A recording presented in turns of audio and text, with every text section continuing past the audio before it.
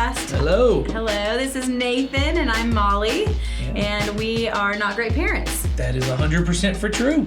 Yes, for true. For true. It's the true truth. It's the truth. That's it right there. Yes, we're proud of it. Yes, we are. We're proud to very be proud of it. not great parents because we're trying to be good parents, in particular parents who are living in God's goodness. Right. The world defines great for us in all kinds of ways, unachievable ways, you know. Yes. It's a constant rat race for more success, more money, more time, busyness, Right. all these different things. And we know because God has outlined it for us and shown it through the life of Jesus that there is goodness in it. And there's a life that we can live that's rich and fulfilling in the Right. goodness of God. And so we as parents want to put that first, seek Yes. that first, and seek that kingdom first and put that above all other things. So Right. as parents, we're just trying to get some things right. Yeah, trying to just figure out how do I, and it gets complicated. I actually think today's question that we're going to be dealing with actually delves into some of this where it's not. I think when things are kind of black and white, like, you know, clearly Yes. right, clearly wrong, you jump in and you just go, oh, well, I know exactly what to do. The one we're going to be talking about today, I think for many people, I know when I first read it, I was a little confused by the question. And I think some people may go, I've never even thought about that before. Right. What do you do in this kind of situation? So I think it's a great question. We've been taking questions from you guys Yep. and confessions. So in the show notes, you can click on the link and Yep. submit questions or confessions to us. And then we just kind of break them down and talk about them. And Yeah. so today we're going to focus on one question that came in, and we appreciate you guys sending them in. So this one has a couple parts to it. So I'm going to let Nathan read it, and then we'll dive right in. Yeah, so here's the question. It says, as a mother of girls, I can't stand the if a boy hits you, he likes you mentality that I grew up with. Do you think this rhetoric is fading? As parents of young kids, are you still hearing this dialogue?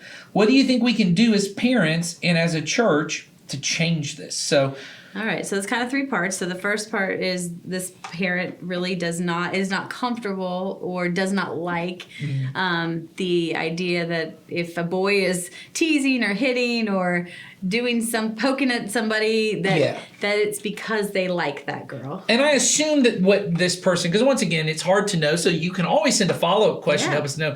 I'm assuming you're talking about like when kids are in that elementary school, maybe early middle school age, because I don't remember any like 17-year-old boy slugging some girl in the face and everyone go, he must like you. Yeah. Like, I don't remember that at 17. But I certainly do remember, hearing people say that a lot when kids are in that 4th grade, 5th grade, when girls stop having cooties and boys start to notice the girls and they kind of pull the pigtails or tease them. So the second part of the question is are we still seeing this? So I'm assuming that means in our life with young children and also, in children's ministry or different things like that. Do we see any interactions that we have with young children? Do we still see that? And then the third part of the question is, can we stop that from happening? Because this person is saying, I'm not crazy about that. Right. And so what can I as a parent and as a church, and what can we as a church do to try to discourage that? So let's first talk about, does it happen?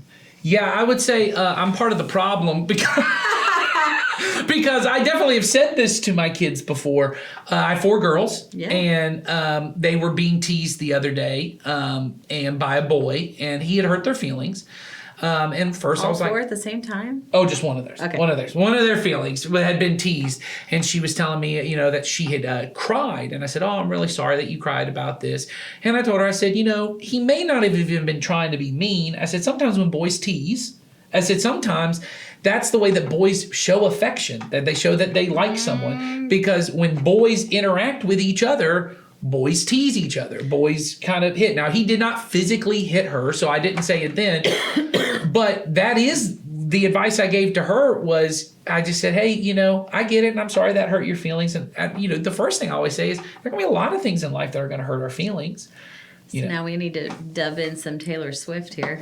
Some Taylor Swift. I'm the problem. It's me. Yes, it's me. Hi, I'm the problem. Yes, it's me. Well, I think, to be totally honest with you, it does still happen. Oh, I would and think so. And I think that it happens because I actually think that boys relate differently to girls. Now, I'm not saying it should happen all the time. The level in which it happens, there's a big difference in, me tapping you on the shoulder absolutely. versus me absolutely hurting you, that sort of thing. So, yes, it does still happen. Yes, it does still happen because I think boys in general are often, and maybe not all boys, but are sometimes more physical in getting attention and maybe are not as great of communicators. Well, I'll say this. I was going to say, I don't think it's all just boys either because I think girls do this too. I remember the first time, I was trying to think of when the first time I heard anyone say this. I think it was my mom telling me because some girl pushed me down when I was like 8 years old. And you came home and cried and your mom said, "Oh, I'm sorry you feel that way." Yes. But maybe she likes you. Yes, she goes, sometimes when kids are little, that's the way they show affection. So here's the part. You're like, she loves me. When I read this, what was confusing to me is the person says, I don't like this mentality.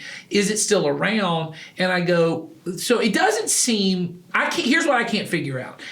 Is what the question asker doesn't like, they don't like this as an explanation or they don't like it as an excuse? Because there's two different things. Yeah. I will agree with you. Mm-hmm. If the question asker is saying, I don't like people using that as an excuse, like a boys will be boys mentality of, if a boy just hits someone, everyone goes, well, they're boys. That's what boys do. If that's what you mean, then I agree with you that that's not acceptable. If what you mean is that's not true and that's not how boys actually express themselves and people are making up an explanation that's not true, I do think as someone who at some point in my life has been a boy, I can say at some point, maybe still. So I think I can clearly say, yeah, I think boys have a tendency. I think men, in the way that they interact with each other, tend to be, in general, more aggressive in the way that they relate, right?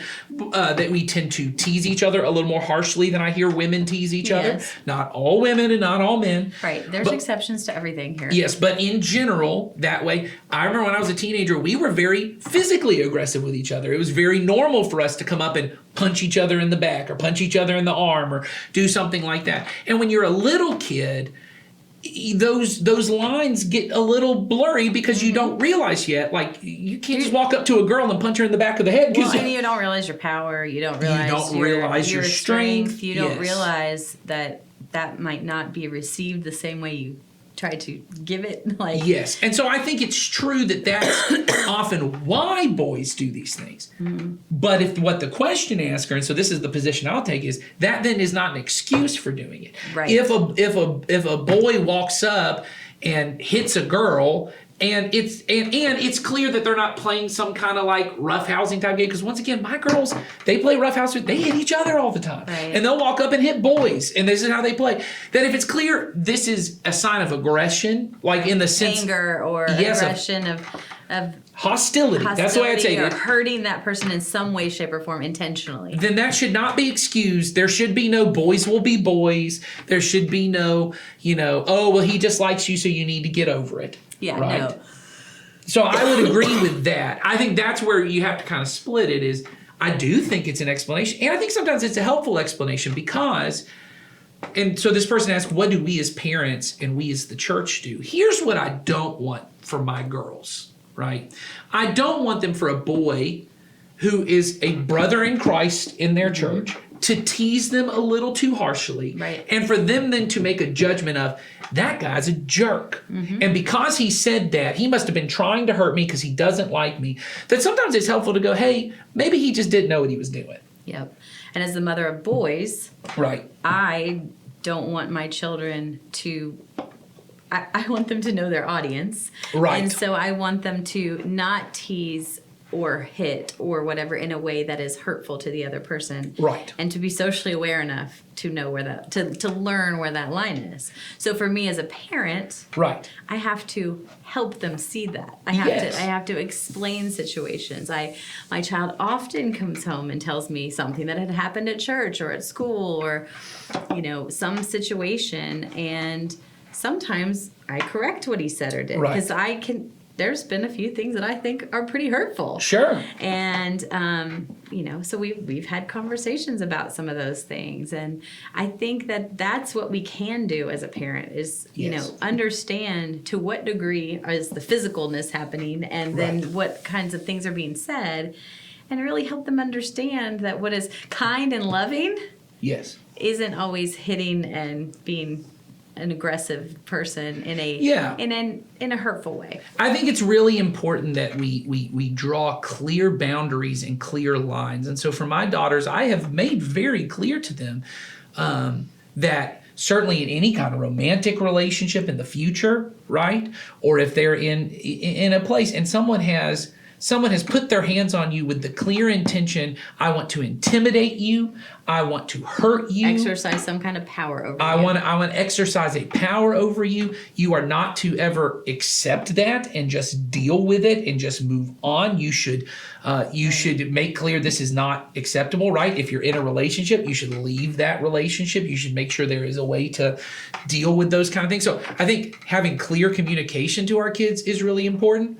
But I also think having clear communication between the offender, right, using that term, but the offender in the situation. So we as a church, here's the way I handled it when I saw anything like this. I mean, we didn't see a ton of this kind of stuff, but certainly I would say less physical hitting, but certainly lots of teasing and over the line kind of things. You call it out when you see it. Right. So I, as the adult in the room, when I see if I'm in a room and I see boys and girls are playing and one of the boys hits one of the girls, I, as a man, would step into the situation and go, hey, excuse me, I don't even care if you're playing. Yeah, that's not acceptable. Not okay. You can't do that. Probably make them apologize. And then I would move on and say to the girl, hey, he probably didn't really mean it the way it was. Let's keep playing. Now, if it continues, now we know something. Right. But it's important when kids are young that there's grace, there's correction, there's ability to move forward. Mm-hmm. I think as parents, like you said, if it's the boy that crossed the line or the girl that crossed the line on the teasing, the offender. The offender. If you're the parent of the offender, you need to have that conversation and say, this is not acceptable. These are not the kind of people that we're going to be, right? And if you're on the other side,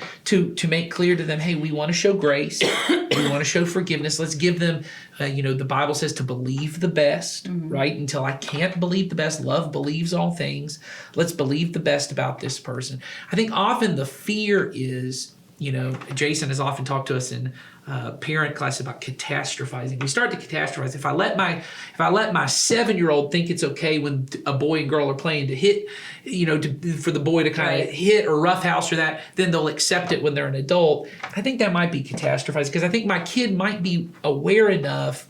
There's a difference between playing together and roughhousing and someone being physically hostile towards me. Yeah, and I think the most important, really, when we say this lots of episodes, but it all comes down to the communication between you and your child. Sure. So you really need to help your child talk through those scenarios. Right. And like you're saying, like the scenario you pointed out where you're saying, we talk about it and we move on. Right. But we don't shut it out so that they could never express what had happened. And so that we can continue to form and help them see what those boundaries are. Because eventually we're not going to be standing there. And so we want to teach our children to stand up for themselves in a loving, kind way, or however they need to, depending on what the situation is. But as parents, that's what we can do. So I think that's it. Let's have that conversation, because I think the way we've talked about it up to this point has been we're trying to believe the best, that maybe it really is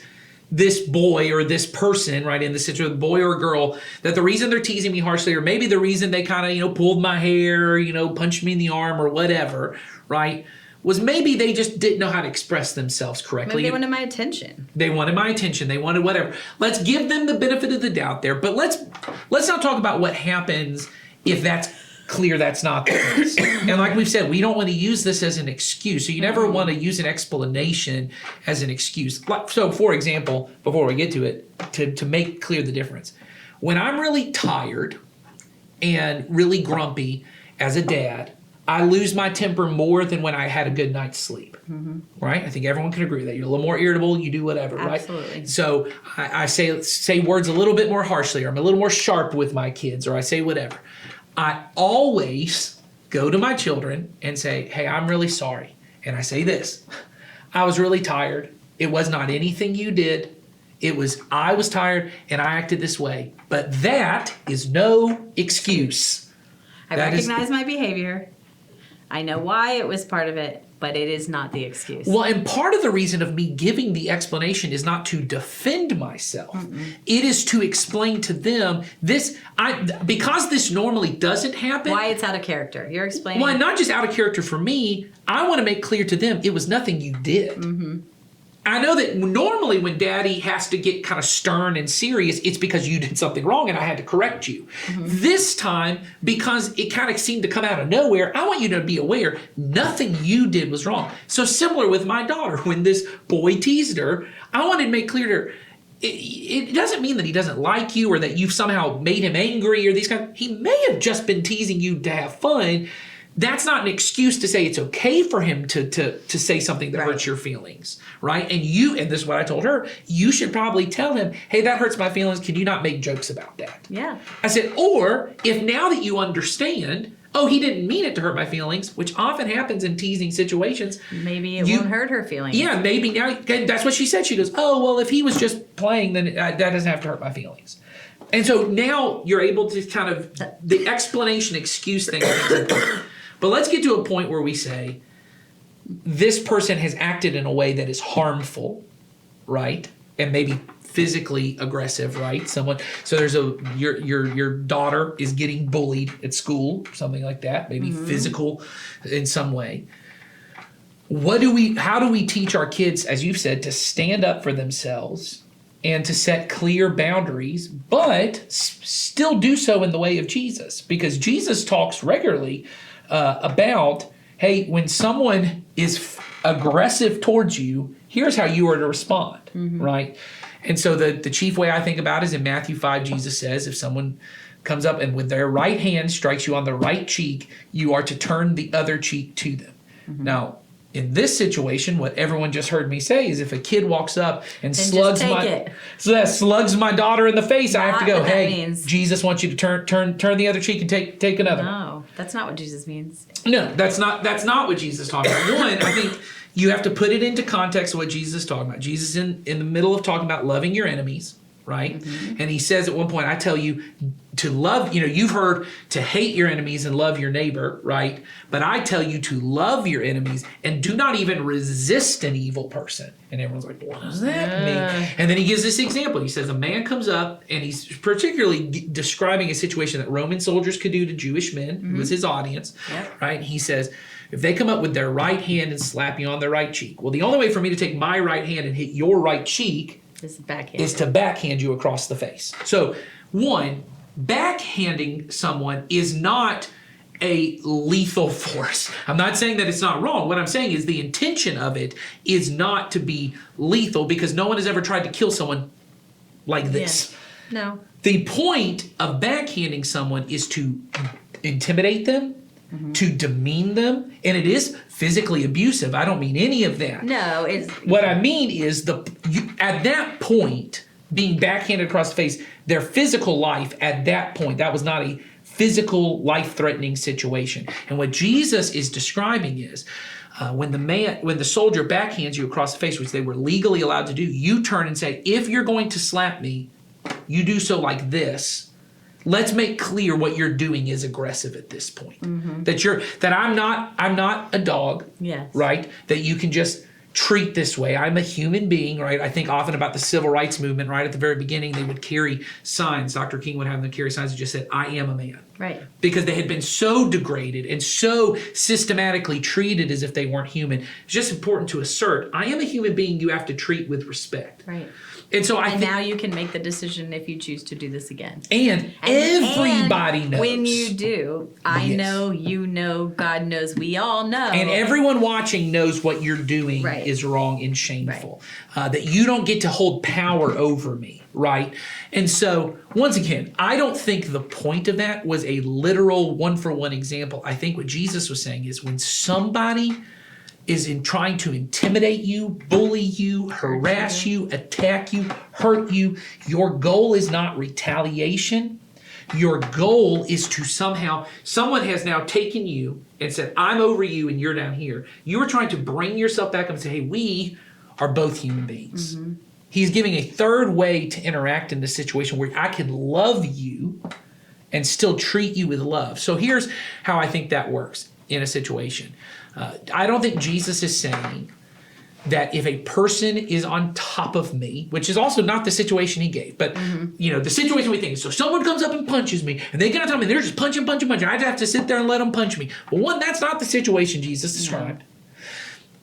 But what I think is appropriate to say is, I do not retaliate, right? That it's I do not retaliate with your attack with another attack of my own. My goal is not to hurt you, right? But I think it is very appropriate to say, it's okay for me, and I said this to my daughters, if someone comes up and hits you, it's okay for you to push them off you. Yeah. That is force. It is resisting the evil person. But that was not Jesus' intention. But that's not aggression back toward the person. What Jesus is describing is, someone comes up and tries to hit me, and I don't go, well, let's slug it out. Yes. My goal is, how can I get away? Right.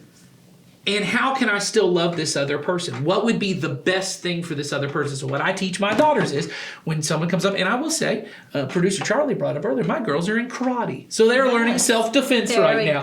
And self-control. And self-control. And they are taught very early on, the point of the skills that they learn is that you are never to use these to be an attacker. The whole point is to be able to get yourself away to go get help, right? So I would say to my kids that if somebody comes up and it hits me, right, my job is to get away from this. So if that means I have to use force to get away, it's just that I'm not using violent force. My goal is not to be harmful to this other person. Right.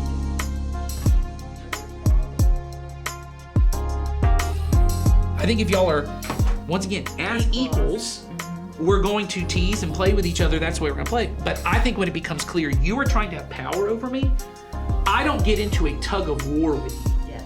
Right? And I'm not going to teach you to, hey, go out and start to try and harm this person. This guy teases you.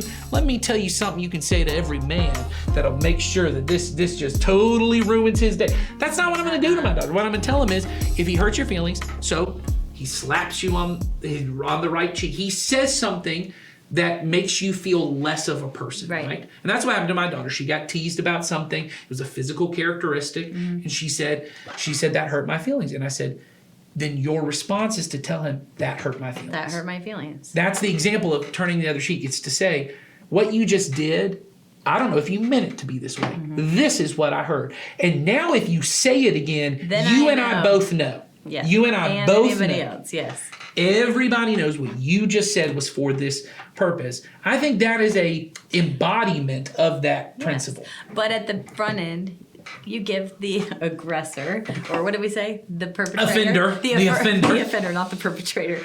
The benefit of the doubt in saying, hey, that hurt me. Yes.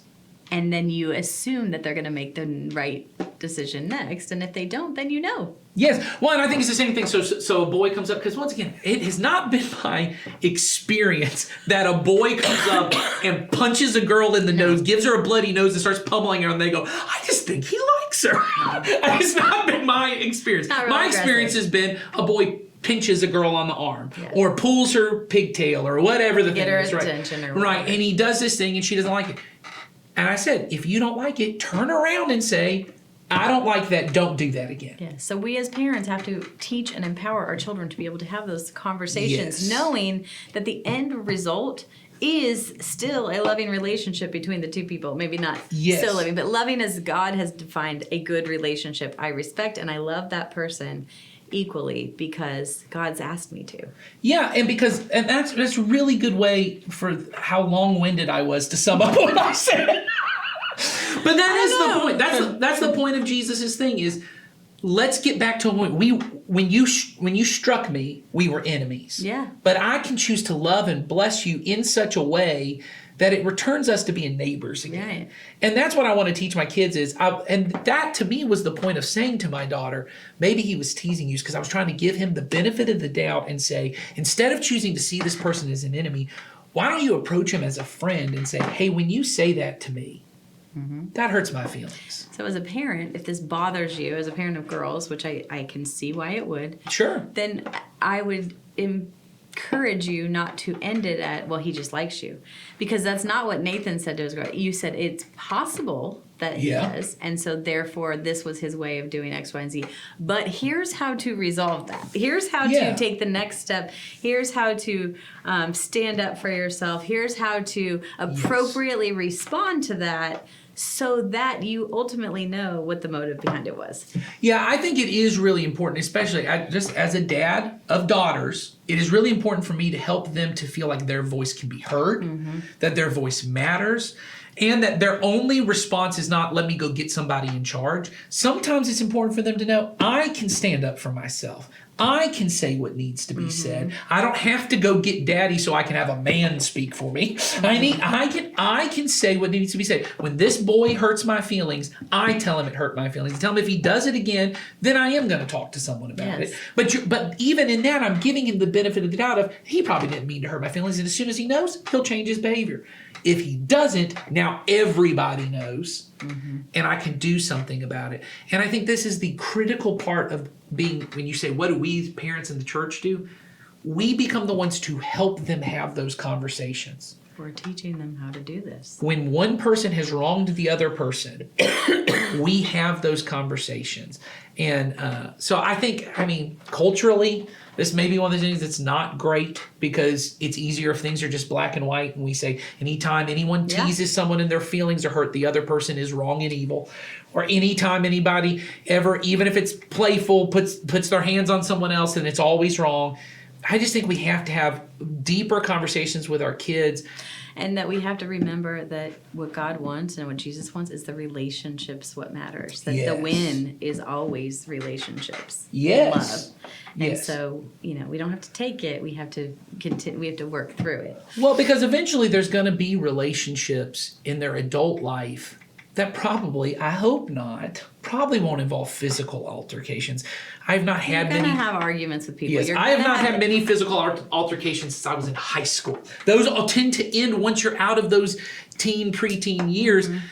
My entire rest of my life, though, I have had conversations where people have hurt my feelings. Oh, yeah. And I can't tell, did they do that on purpose or were they just playing around? But it has been very helpful to me to have boundaries and say, hey, when someone says this to me, I'm gonna address it. And as a parent, when we can give our kids the words, when we can give them the communication tool to say that is a gift we need to give them. I mean, in all ways, when we can help them have those words to push, they have to put it into the practice and use it. But when we can give them the example and the words of what to say, then ultimately we won't have to say that boy just likes you or this or that, because they will have already resolved that, and they will have already thought through it, processed it, communicated about it. And then in the end, hopefully love wins. Well, and I think so. Let me say this too, because we haven't even addressed this part. If you don't like that mentality, you don't use it, because in everything we've said, you don't even have to say the part about maybe the boy likes you. You need to address what happened, not the motivation behind it. So someone teases them or even pushes them, you can just come in and say, all right, I'm sorry that hurt your feelings. Maybe there's something you don't know about this person. Right. Maybe there's something else going on. Maybe this wasn't mean-spirited. Yes, and so maybe instead of coming and having a conversation with me about it, maybe you should have talked to him about it. Maybe you should have had a conversation. And if you need help, I'd be happy to go have this conversation with you and be a part of it. But I think what's more important is being able to teach both our daughters and our sons. Absolutely. How do I handle conflict resolution in a way that honors God? How do I handle it when a person is being hostile towards me in a way that honors God? And it's always to lead with love. First, believe the best. And then when I can't believe the best, I have to love my enemy. And those are the only two options Jesus has really given me in conflict. It's not easy. It is not easy. And we may not even like it. And it's not great. But it is pretty good. No, it is not great, but it is good. Yeah. And we have clear direction on how to do it. Yeah. So. All right. Well, if we didn't answer your question, send it back in with some tweaks, and we'll try to address it. Yeah. Or tell us we were wrong. Yeah. And we'll address that. Yeah. Absolutely. And maybe we can get into some verbal fisticuffs back and forth. No, I think you're wrong. You're wrong. But tell us if you think. Yes, absolutely. And if you have any other questions, or if you have any confessions, we're loving confessions these days. So send them over to us by clicking the link in the show notes. Otherwise, we will see you next time. Have a good day. See you. Take care.